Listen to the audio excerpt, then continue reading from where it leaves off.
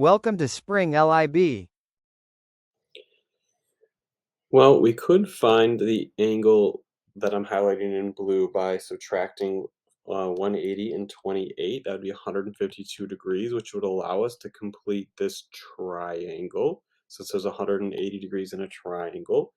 180 minus 152 minus 25 leaves 3 degrees here, and we can find what I'm going to call I'll call it A.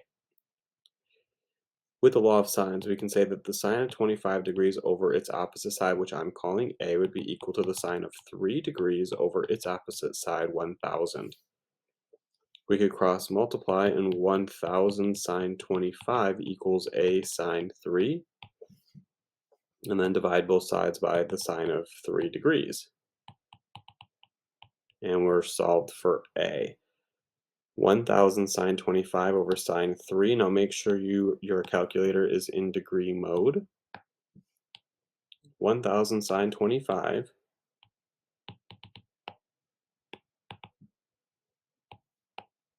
over sine 3, 8,075.1. Since we're going to the nearest foot, I'm just going to say 8,075. Now, the question is, what is x? Now, within this right triangle, we can go with regular SOHCAHTOA. Opposite is what we want to find, knowing the hypotenuse.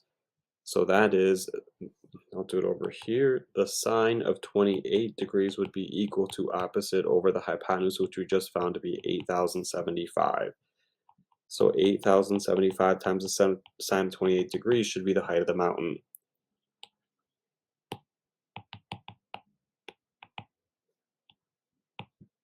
Or about 3791, or choice A.